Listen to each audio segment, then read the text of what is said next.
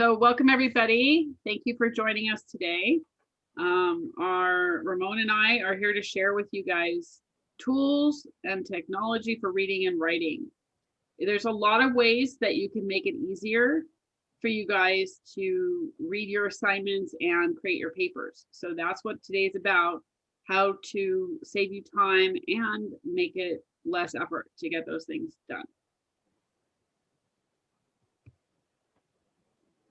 So first, writing. Go ahead. Oh, go ahead, Bon. Go ahead, I was Bon. going to say, first we're going to cover writing tools, and then we're going to cover reading tools. Awesome. So getting a graphic organizer, kind of like the one that you see here on screen, can really help you plan your content and kind of brainstorm what it is that you're trying to write and get your ideas down on paper. It's very helpful once you start piecing your assignments together. You can use it for a paper, and then you can break down each like little box into your own paragraph, what you're going to write about. It's super helpful. It's really going to help you just break it down and really start formulating your ideas. You can find many styles on Google Images, so you could just look it up. There's many different graphic organizers available online.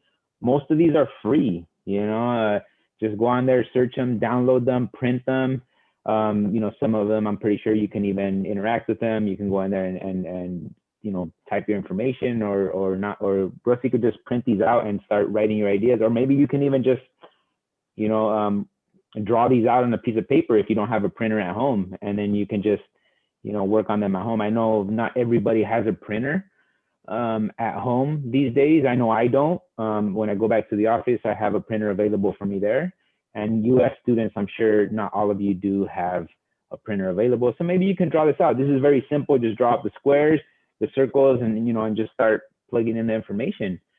And you can also create your own on Google Docs or Word as well, if you know how to use that technology. And I'm pretty sure there's plenty of videos available online with instructions on how to do that. Very, everything is available on YouTube nowadays. You can go in there and just how to create your own, graphic organizer on Word. And I'm pretty sure there's like 10 videos available for you with specific instructions. What I do whenever I look up these videos, I don't just look at them. I type or I write down the instructions step by step. So I can go back to, review the material later. I'll save it on my Google, on my OneDrive, or I'll save it on my flash drive. I'm still a little old school. I carry a flash drive around with me, but I have all these different little tutorials, so I can go back and just view them step by step. That the way it makes sense to me. We all have different ways and different styles. I like to just number them and go down, and then just replay the video, take it really slow, one step at a time. And then just that way, whenever I need to refer, like, how do I make a graphic organizer? It's been a few years. Oh, well, I have this file, that I wrote a few months ago or a few years ago, whatever. And then you can just pull it up and follow those steps. And then after a while, you won't need it because you get better at it.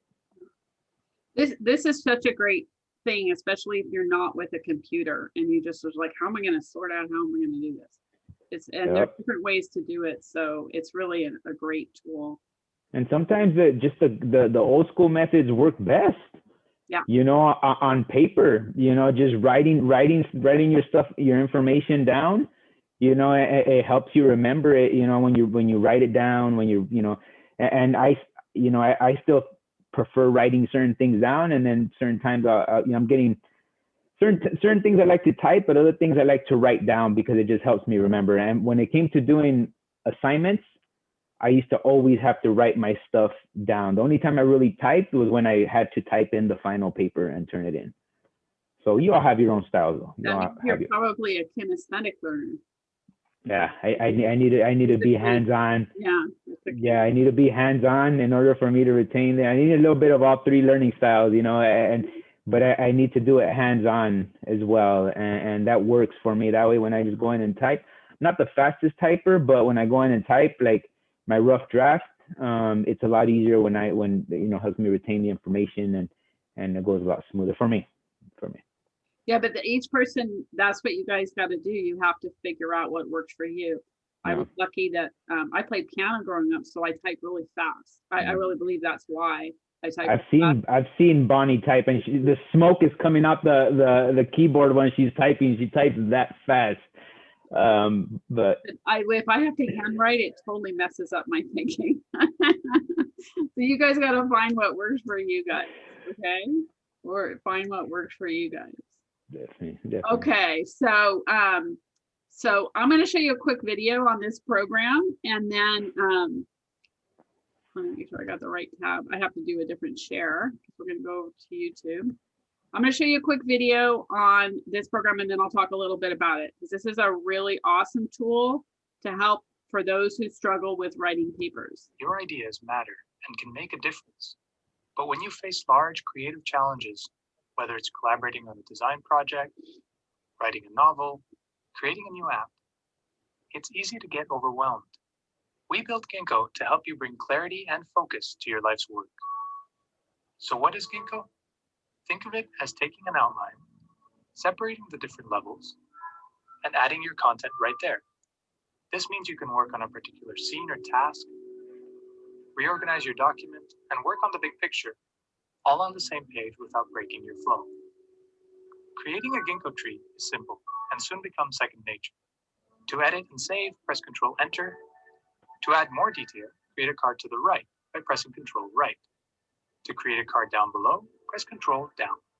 To rearrange, drag and drop. If you need a reminder, click the Help button. You can use Ginkgo for collaborating on projects, writing a book, for personal organization, keeping study notes, documenting business processes, creating slideshows. The possibilities are endless, and our users keep inventing more. Try it for a week, and you'll find that your thoughts, ideas, and projects will organize themselves as you write. You can stop feeling overwhelmed and can focus on the work that really matters to you. Okay, so let me just go back to our PowerPoint. So this is a program that they have a free version, and the free version limits you to like a couple documents, but they have a pay-as-you-go version that I think the minimum is $2 a month or something. And this is really a good program for people who really struggle to like just sit down and write a paper. They can't write in a linear fashion. People who are visual spatial learners who tend to kind of pull from all over, and you know, they're working on this part. Oh, but I have this piece I have to put over here. And then you're doing that. Oh my gosh, I have to put this over there. And so you kind of work in a more 3D way with writing, because as you're creating it, you can hop around and add content. This is also great if you're researching. You can make notes in your research, and then you can rearrange as you're putting the paper together. It's sort of like you have flashcards, you know, like 3x5 index cards, and you're writing content on each of them, and then you're moving them around to arrange them. It's kind of like that concept. Once you're done putting it all together, you can export it to a Word document. So I've recommended this to a lot of students, and they come back and say, wow, like that just completely changed how I did writing. Because, you know, just sitting down and saying like, I'm going to write the introduction first, and then the first paragraph, second paragraph, that doesn't work for a lot of people. And that's because they're just not a linear learner. So this one's definitely worth checking out. You can see the link at the bottom, how to go to the website for it.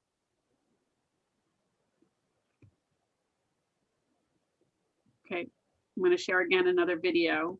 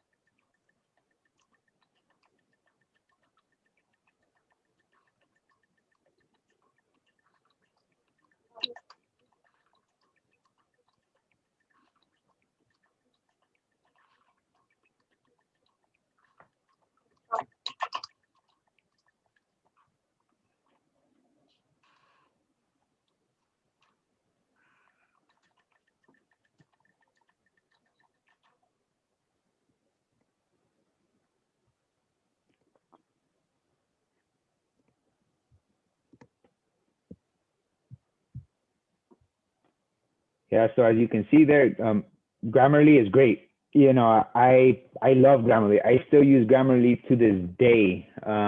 You know, at work to write emails, to chat back and forth with my team members, and it's free. It's a free browser plugin.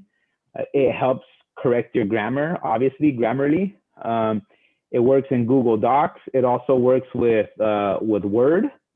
I know we type with Word all the time, so it works with Word, and you can use for, like I said, for email, for social media, for schoolwork, and then it has a plagiarism checker built in as well. So, you know, it'll tell you if, you know, you're plagiarizing, and give you, I think the plagiarizer checker might be for the pay version. I'm not sure, because I've never seen that. I've never seen that one in the free version, but in the free version, you know, you're set up with Word, and that's probably going to be the software you use the most to write your papers is on Word, and it's free. So you just download it on your computer.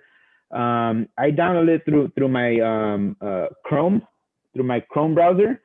And then you know, it'll link everything up. It'll link up, like, for example, your Facebook account. It'll you know, it'll ask you if you want to use Grammarly for it. You do. It'll also link up with your Word. You'll just have to sign in, and then you know, it also works on Outlook as well for work. It's it's a game changer. It's a game changer if you are struggling to write a paper, and you know, it helps you, you know, correct your paper as you're writing it, you know, and I think this is a great resource to use as a student. I think all of you should download it. You should probably be downloading it right now and having it on your computer. It's free. And trust me, like, when it comes to writing papers, it is really going to make a huge difference on the way your final paper looks. A lot of the words that you may be using might not be necessary, or they'll have, you know, different words for you, different options to use.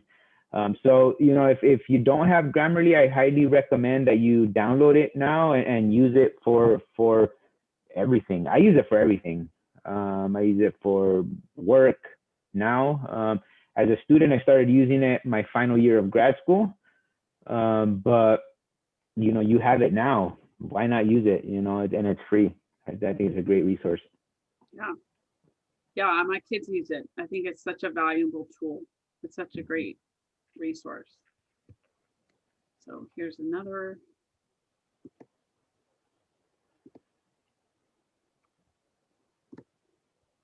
So I thought this time it might be easier if you guys see them. That's why we're doing the videos. We haven't really done that before. So just a different way of helping you understand how they all work.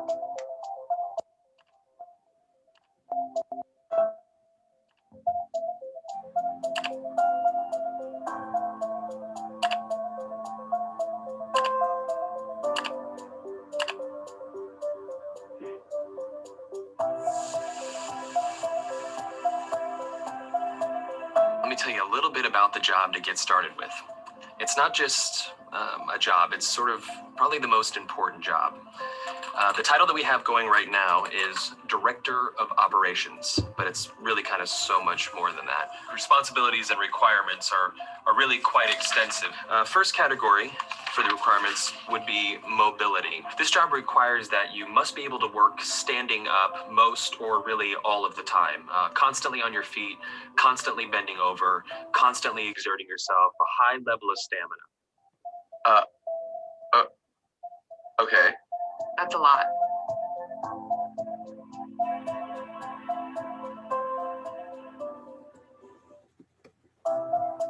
Oops. So this software basically allows you to type what you say, and it works on your computer and your phone. It's free. It's multilingual. It's pretty cool. You can choose the language you want. They have over 50 languages that you could do it in. And you can see it doesn't put in the punctuation. But if you're trying to write a paper and you're trying to get thoughts out, dictation is a great way to do that. And we'll share a couple other ways you could dictate to get things written up. But you know, a lot of times people have a hard time typing and writing concepts at the same time, or even handwriting while they're trying to think of what to say, but they can verbally explain it. So dictation sometimes is just a way to throw all your ideas out there and then, you know, put them together and edit them. You know, this is how I wrote a book a few years ago, and this is how I did a lot of it. I just dictated it. So, and then edited it from there.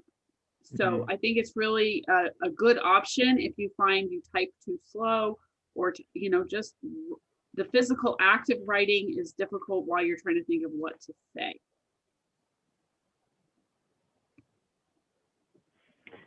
There's also Google Voice typing. So it's also a dictation feature, very similar to the previous slide that Bonnie showed. And it works in all Google Docs. So many of you are working with Google Docs now as students, right? Maybe on group projects where you all have to connect and you know, share a Google Doc and work together. So this feature also, you know, works on Google Voice typing. So it's very simple. You just go to tools and then voice typing, kind of like you know, what you know, it's the picture we have up here. Very simple. Once again, it's a free tool, free resource for you to use. And once again, it just helps with the voice typing if you prefer using Google. One thing that this one and the next one we're going to show you that's different is you can actually dictate your punctuation. So you can like say a sentence and then they say period and then new paragraph. And so you can actually dictate to the computer how to punctuate and make spaces and stuff. So a little bit better than that other one that I just showed you. So this is in Word, Microsoft Word. It also, on the Home tab, there's a button that allows you to dictate. It's just very similar to the one in Google Docs. You don't need a plugin or anything. You just click it and start dictating. And again, you can dictate the punctuation. I put the wrong link at the bottom there. But you don't need a link for this one. It just works as is. And for a quick reference for writing is Citation Machine. This is a lifesaver. This was a lifesaver for me. And I'm pretty sure it was a lifesaver for Bonnie as well. It can help you format in proper style. So APA, MLA, probably a lot of you are writing an MLA right now, and you will start slowly writing an APA for some of your assignments once you get to your upper division courses. And then Chicago as well.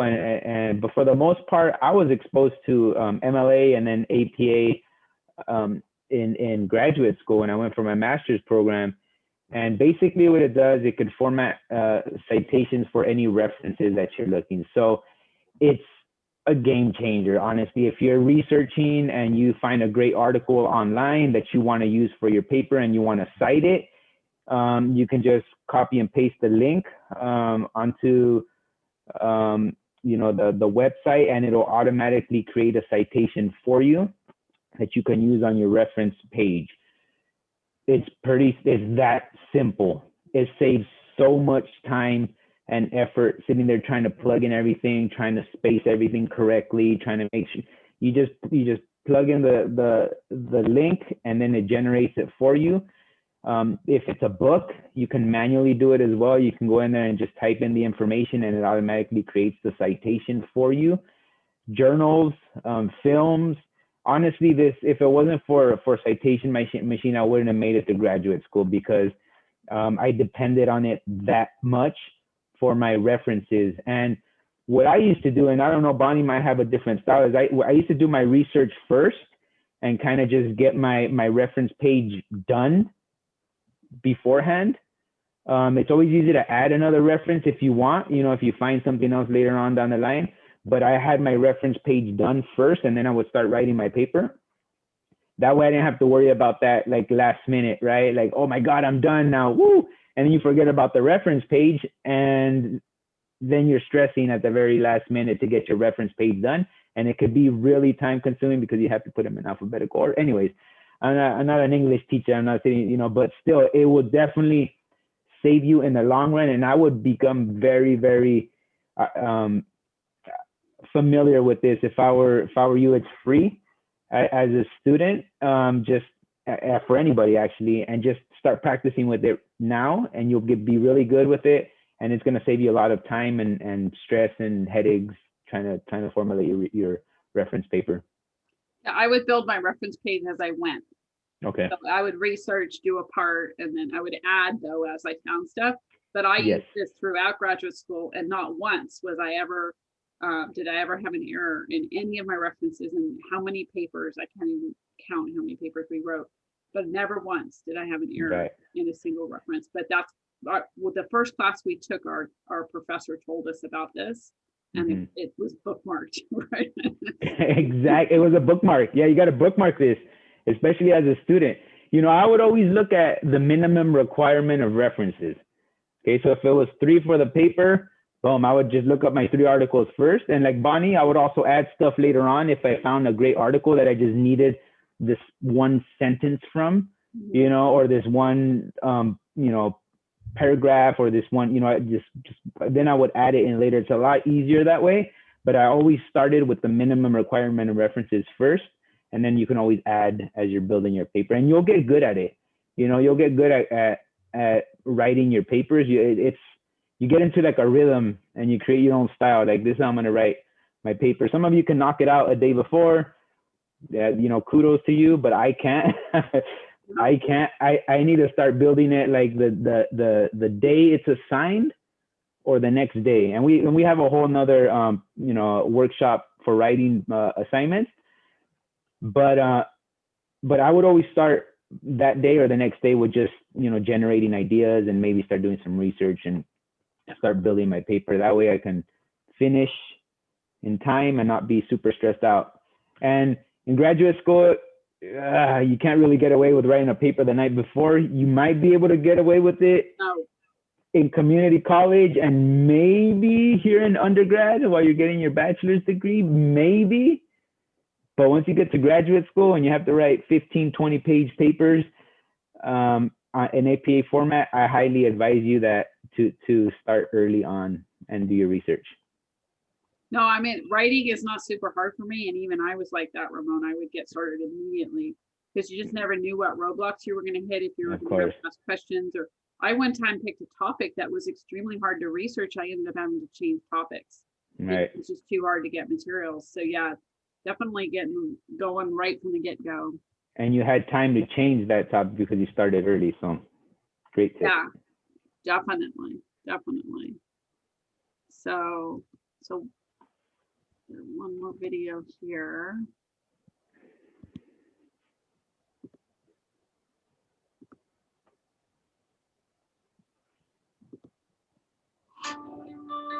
Education is built on trust. But in today's landscape, schools and universities are faced with more sophisticated types of misconduct than ever before. That's why we created Turnitin Originality, the new standard in academic integrity. This comprehensive solution gives students, instructors, and administrators the tools to identify unoriginal work and reveal insights. Originality teaches students the value of integrity, helping them to avoid plagiarism and develop their original thinking skills. While writing, students can use Draft Coach to reveal similarities in their work. Multiple submissions allow them to catch any inadvertent copying. And citation guidance helps them improve citation style and identify missing references. Thanks to intelligent insights, Originality empowers instructors to help their students write original work and reduces the number of issues they might face. Filters and flags make finding critical issues much easier. Then there's the document details, which surfaces metadata so instructors can easily view the origin of students' work. When it comes to protecting their institutional reputation, administrators can use Originality to mitigate the risks of misconduct. In an intuitive dashboard, work that shows signs of misconduct are flagged.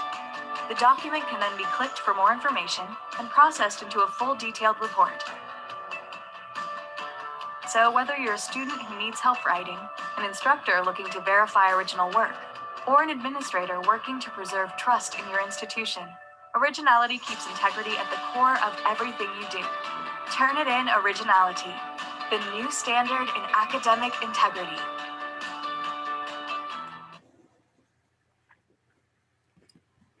Okay, so let me go back to the other. Oops, sorry. I don't usually do, if I click the video, it won't share it because it opens in another tab. So I have to keep switching the sharing in Zoom. So this is really important. I did have a student last year who inadvertently got triggered for copying content. And it was because she didn't cite it properly in the paper. And so, you know, she got referred to conduct and it was a whole big thing. And it worked out in the end because they recognized that it was unintentional, it wasn't purposeful.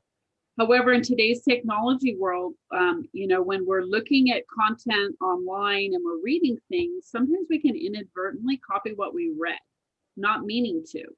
And so, you know, I don't know if any of your professors are using programs where they run your papers through these plagiarism checkers. I know that some professors do that. But this is a way to make sure that your content is unique. And it also will point out if you have cited something and you haven't, you know, shown that it's a citation. And so the cool thing is you have this available to you through CI Learn. And so you don't have to pay for it. You can use it yourself. And it's also the other thing I thought was really cool is that it looks at your paper. And if you're kind of writing the same thing multiple times, it has that similarity feature where they'll say, hey, you're kind of like saying the same thing over and over here. So again, it helps you with structuring your paper in a way that it doesn't feel redundant. And so I just thought I'd throw it in there. Not that I think anybody would purposely want to plagiarize, but just knowing that professors are using this kind of technology. And because we had this incident where the student, you know, she had to go through a very stressful process because she did not cite things properly. And I would hate for anybody else to have to go through that. Bonnie, is this available for our students? Is this for? Yeah. So okay. It's if you look at the URL at the bottom, it's a csuci.edu page. And so it says on the page that it's available through CI Learn. And so, yeah, and so you don't have to pay for it. It's part of the software that you can use as a student on campus. Wow. They didn't have this. I don't think they had this when I was in undergrad. Like they had it for the course, for the faculty, for your professors to, you know, but you didn't have it available for you to check before you can actually turn in the assignment. So you were kind of just like turning it in, and then, you know, if it came back as I think they give you a certain percentage, right? They allow, what is it, like 10%, 20%? If it's over that, then they flag you. Yeah. And so this would have been a great resource to have to double check your work before you actually submit it the final time. So you all have this resource available now, man. This is a game changer. I would definitely use this. Yeah. Definitely. Very cool.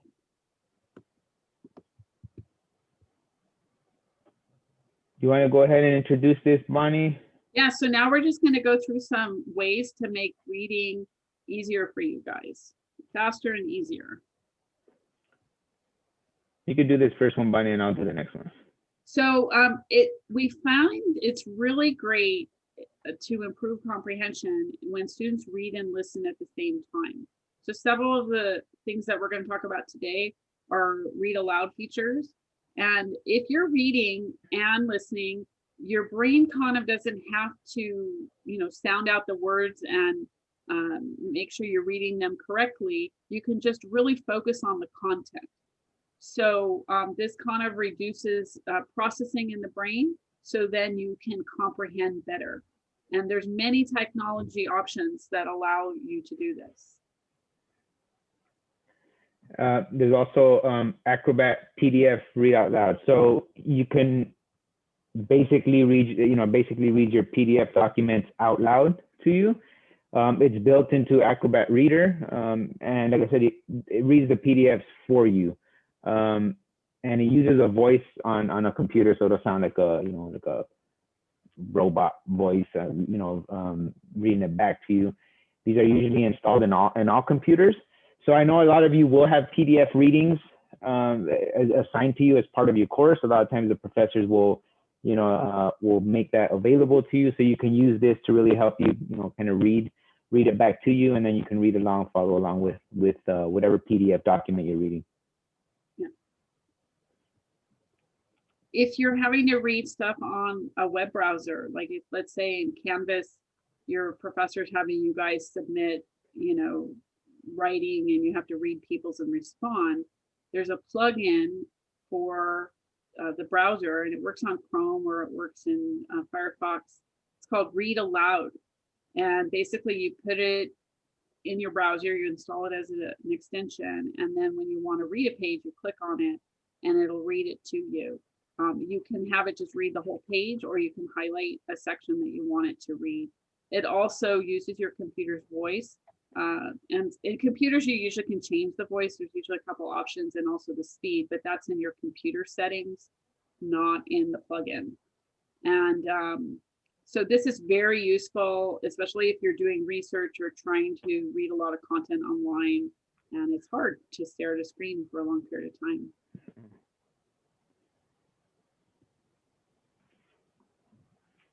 Then there's Kurzweil 3000. So if you are receiving e-text as part of your academic accommodation, if you are a DOS student and you've been approved for that accommodation, then you have access to Kurzweil. It reads all file types, so you can convert books,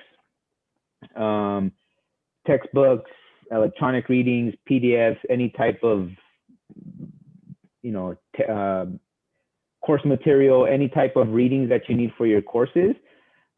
It can convert it and basically read it back to you. You can also save it into a Word format, which is great as well. You can highlight text as well. You can go in there and write notes. You can notate. It's actually a very useful tool for our students that struggle with reading comprehension and can't really, might have to read the same article a few different times, or the same paragraph a few different times. We often provide this accommodation to our students, and then they meet with our alternative media specialist, and she's the one that's able to give them the Kurzweil 3000.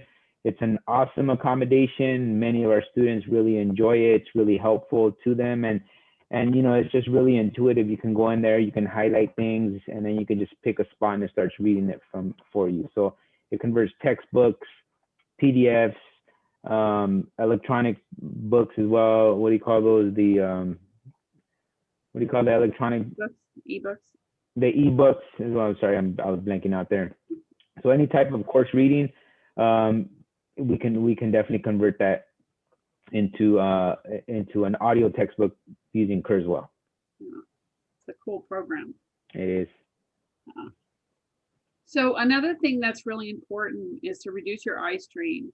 So one time, when we're doing homework, sometimes we keep pushing and pushing and pushing, and then we reach the point of diminishing returns, meaning that we're not doing as well in our ability to focus. And one of the reasons may be because our eyes are getting really tired, especially right now when so much of what we're doing is on the computer.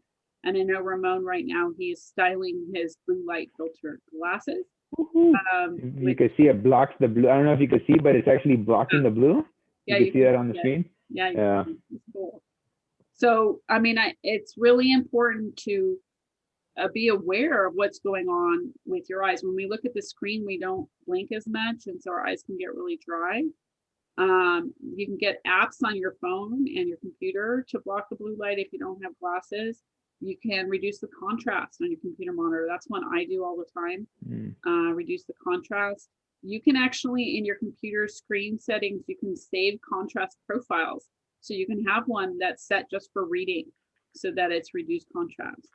And it's really important to look up from your computer every 30 minutes. You want to look at something far away, like maybe you have some books on a bookshelf and just look at them and read the titles or something, just to kind of relax the lens in your eye to give it a different distance to focus on. And that way your eyes won't get so tired while you're trying to read.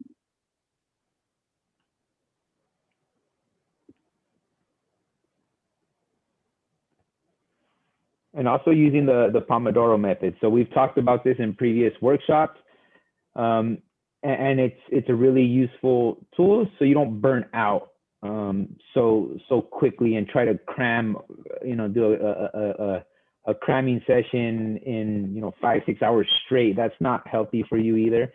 So you can decide on a task that you want to be done. It could be studying, it could be a specific homework assignment, whatever it may be. And set the Pomodoro timer. So you can set it on your phone or whatever, for usually it's about 25 minutes at a time. Then you take a break. So you work 25 minutes, right? It could be studying, it could be writing your paper, whatever it may be. Then you take a break. Once your timer goes off, you take about a 3 to 5 minute break. And you could do whatever in those 3 to 5 minute breaks. You can do something for yourself. You can maybe even log into your social media for a little bit, or kind of just turn away from the computer for a little bit. I think that'll probably be the healthiest thing to do, is just to kind of step away from everything, and then go back into it after, your 3 to 5 minute break. And after about 4 times that you do this, you might want to kick up the brakes a little bit more, go from, 15, 30 minute breaks, because you're starting to get tired, right? The fatigue is starting to set in. And then, at some point you take that break and you go back down to step 1. So which is a 3 to 5 minute break. So you can kind of figure out whatever works for you. You can set a block schedule. Like I'm going to study 4 hours today, and I'm going to do, 25 minute sessions and take 3 to 5 minute breaks for the first 2 hours. And then the last 2 hours, I'm going to take, a 15-minute break every 25 minutes. And then just, you get into a rhythm. And I started to use this a little bit in undergrad, and I used it a lot during graduate school. And it just really helped me kind of just disengage and get away from my assignment for a little bit. Whenever I was on campus, I would go for a little walk and then come back, sit down, and then all of a sudden all these ideas were coming to me because I kind of just turned my brain off for that 3 to 5 minutes or 15 minutes, whatever it may be. And it really kind of helped me move forward with the assignment, because I was kind of stuck. Sometimes you get stuck, right? You get writer's block, or you just can't focus, and then just getting up and going for that walk and giving yourself that small break really helps you calm down and helps those ideas flow. This is particularly good if you are having anxiety about getting your schoolwork done, because anxiety affects your processing.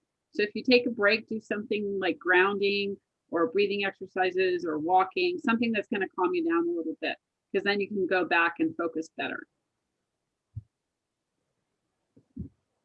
So we have a YouTube channel that we post all of our links to, and it's great if you want to follow the YouTube channel.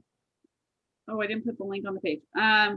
So we could I'll put the link in the chat in a minute. As soon as I'm done with the recording, I'll put the link in the chat. So the YouTube channel has all the workshops that we've done in the past, and every week we upload what we do right now. And so if you follow it, you'll be notified every time we post a new video.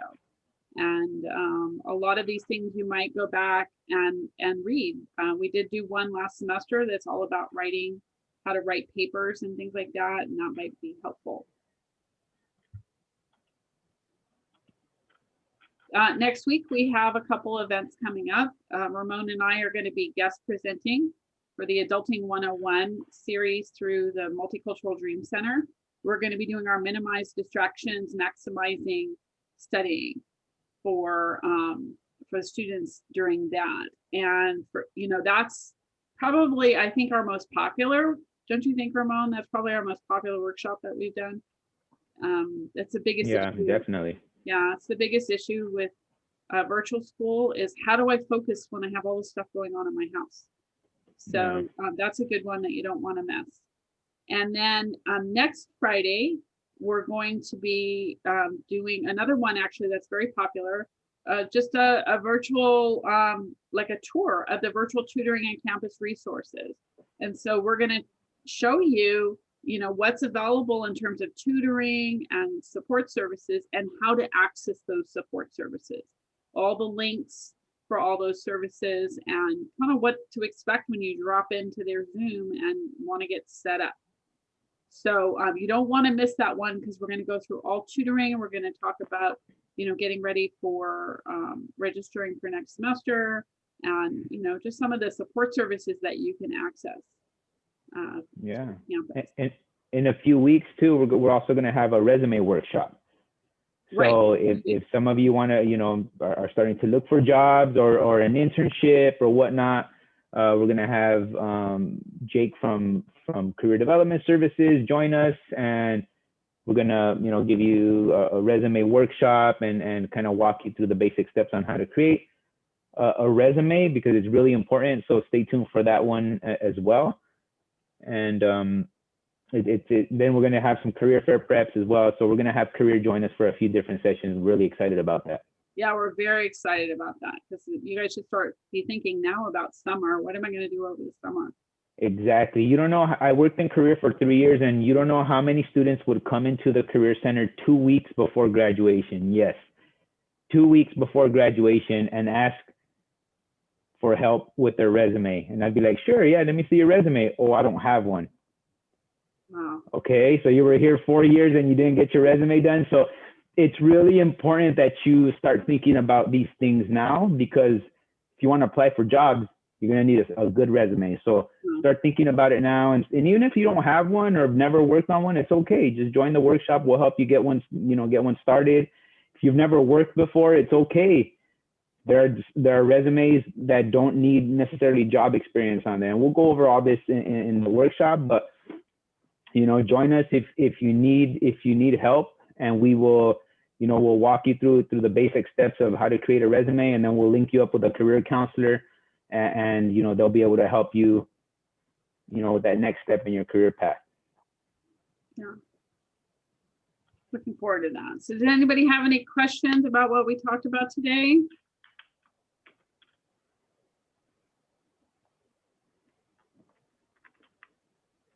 No questions. Okay, I'm going to stop the recording. Thank you guys all for coming. I look forward to seeing you guys here next week.